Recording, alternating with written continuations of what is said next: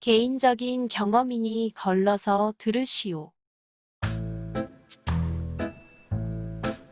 안녕하세요, 오칸입니다. 오늘은 일요일 출근을 했습니다. 차량이 출고된 지 6개월 만에 전체 도색을 하게 되었는데요. 본사에서 차량 도색이 마음에 들지 않았는지 몇 번 이야기가 오가더니 그냥 하는 소린 줄 알았는데 갑자기 금요일에 연락이 와서는 시간과 장소만 통보하고 다녀오라고 합니다. 조금 미리 말해줬으면 좋았을 텐데 개인 약속도 취소하고 뭔가 좀 아쉽습니다. 시간도 애매한 시간대로 잡아놔서 아무것도 못하고 집에서 잠만 자고 나왔습니다. 지금은 이래저래 이동시간 때문에 조금 일찍 나가보고 있습니다. 까라면 까야죠. 힘 있나요, 기사가? 오늘은 말이 나온 김에 차량 정비와 관련된 이런저런 이야기를 한번 해볼까 합니다. 아마도 오늘 이야기는 대부분 전세버스 운행하시는 분들에게 해당되는 내용들이 많을 것 같습니다. 아무래도 시내버스나 고속버스, 대중교통 운행하시는 분들은 차량이 이상이 생기거나 수리를 하는 부분에 있어서 자체적으로 가능하기 때문에 큰 문제도 없고 스트레스도 많이 없으실 거예요. 하지만 전세버스 운행하시는 분들은 상황이 조금 다릅니다.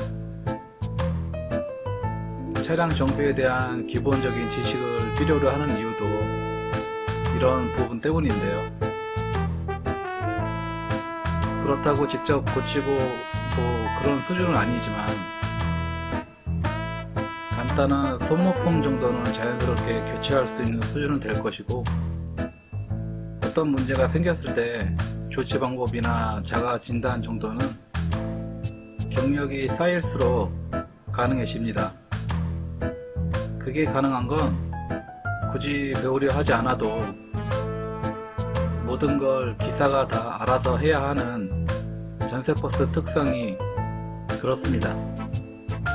시내버스를 하다가 전세버스를 하시거나 처음부터 전세버스를 하시는 분들이 초반에 적지 않게 스트레스 받는 부분도 이 정비 문제인데요. 그렇다고 기사가 직접 수리를 하거나 그런 상황은 아니지만 직접 끌고 가서 고쳐보고 지켜보고 기다려야 하기 때문에 조금 힘든 부분이 있습니다. 보통은 회사와 거래를 하는 특정 정비소를 가야 하는 경우가 많은데 수리비가 좀 저렴하거나 외상 거래가 가능한 업체만 찾아다니는 상황이 많습니다. 전세버스로 통근이면 통근, 관광이면 관광, 주 업무가 정해져 있긴 하지만 요즘이야 시국이 좋지 않아서 좀 많이 한가한 편이지, 정상적으로 돌아가는 상황이면 휴일도 없이 일하는 게 전세버스입니다. 주중 통근하고 주말에 관광하고, 반대로 관광일 하다가 일 없으면 통근도 지원 나가고, 그 밖에 여러가지 들어오는 대로 하는 게 전세버스입니다. 이러다 보니 한참 바쁠 때는 어쩌다 휴무가 잡히면 쉬어야 하는데 이놈의 차량 정비 때문에 그 휴일마저도 날아가는 경우가 대부분입니다. 일이 너무 많고 바빠서 쉬지도 못하는데 차량에 이상이 생겨서 수리라도 하려 하면 정말 자그치 아닌 이상 휴무에 맞춰서 진행하는 게 대부분입니다. 상황이 이렇다 보니 엔진 오일부터 자잘한 고장, 조금 크리티컬한 차량 이상을 느끼면서 계기판 경고등 한두 개쯤은 가볍게 무시하면서 운행하는 게 현실입니다. 실제로 대부분의 기사분들이 차량에 이삭이 있는 부분을 다 적어두고 날 잡아서 한 번에 고치는 일은 아주 흔한 일입니다. 그마저도 문제 있는 거 회사에서 고쳐주면 다행이고 그냥 끌고 다니라는 경우도 많습니다. 막상 차량을 고치러 가도 정비받는 게 쉬운 일이 아닙니다. 무슨 차 한 번 고치려면 일이 멀리도 있는지 대부분 외곽에 위치하고 있고 처음 가기라도 하면 찾기도 힘듭니다. 차를 맡겨놓고 와야 하는 상황이라도 하면 시간과 교통비도 만만치 않습니다. 이런저런 이유로 얼마나 번다고 택시 타기 일쑤입니다.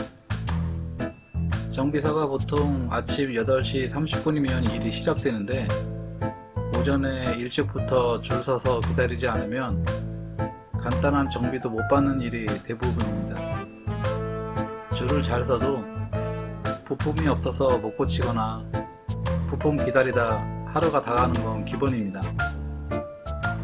8시 30분 시작이라고 그 시간에 딱 맞춰가면 그냥 수리도 못 받고 돌아오는 게 대부분입니다. 아주 운이 좋지 않고서야 오전에 가서 오전에 나온 일은 거의 없습니다. 아침에 정비소 출근해서 저녁에 정비소에서 퇴근하는 경우가 대부분이고요. 오죽하면 점심 쿠폰을 다 줄까요? 생각보다 대형 버스 정비를 전문으로 하는 업체가 많지 않은 이유도 있고 앞서 말씀드린 이유로 몰아서 수리받는 경우가 많기 때문에 오전에 들어간 차가 그날 하루 종일 수리받는 게 대부분 이게 상황이 이렇습니다. 새로 뽑은 차도 상황은 다르지 않습니다. 양품을 받아서 크고 작은 문제가 없으면 다행인데 고치기도 애매하고 그냥 타기도 애매한 그런 문제들 서비스 남아있을 때 바로바로 고쳐줘야 하는데 서비스 한번 받으려고 아침부터 줄 서서 기다리다 받아야 하는 건 같습니다. 엔진이나 미션 같은 큰돈 들어가는 수리는 일반 정비소나 사업소나 가격 차이가 크지 않기 때문에 조금 서비스가 좋은 사업소로 많이 가는데 이게 또 한 번 들어가면 최소 2일은 걸립니다. 그마저도 한 번 들어가서 깔끔하게 수리가 되면 다행이고 한 번에 수리되는 경우도 많지가 않습니다. 보통 두세 번은 재방문해야 깔끔하게 수리가 되는 경우도 참 많습니다.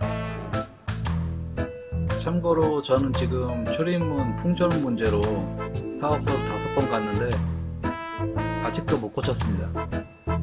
버스가 참 신기한 게 하나 고치면 하나 고장나고 정말 사람 환장합니다. 상황이 이러다 보니 나중에는 자연스럽게 스스로 휴무의 차를 고치러 갑니다. 무시하고 그냥 운행하다가 길에서 퍼지기라도 하면 상황이 매우 복잡하게 흘러갑니다. 예를 들어 통근버스가 출근길에 퍼지기라도 하면 정말 난리도 그런 난리가 없습니다. 결국 모든 잘못은 기사한테 돌아오게 되고 이런 문제로 퇴사하는 경우도 많이 봤습니다. 결국 결론은 이래도 저래도 기사만 힘들기 때문에 문제가 생기면 미루지 말고 쌓아두지 말고 바로바로 수리하는 게 답입니다. 조금 힘들고 귀찮다고 미루다 일 터지면 정말 답이 없거든요.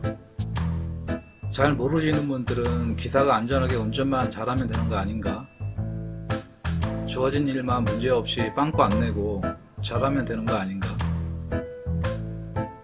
맞습니다. 근데 전세버스는 막상 일을 하다 보면 상황이 조금 다릅니다. 저도 시내버스를 하다가 전세버스로 넘어오면서 업무적으로는 만족하면서 일을 했지만 휴무와 차량 정비 등 포기해야 하는 부분들이 많아서 조금 힘들었습니다. 이제 버스를 입문을 하시는 분들이 이런 부분들을 직접 겪으실 텐데 생각이 참 많아지실 겁니다. 밖에서 보고 듣고 알고 있던 내용과 참 많이 다르실 거예요. 시내버스를 하다 전세버스를 하시는 분들도 배울 게 참 많을 거고, 전세버스로 바로 입문하신 분들도 처음에는 정신이 없으실 거예요. 버스 운전만 생각하고 왔는데 배울 점이 한두 개가 아니거든요.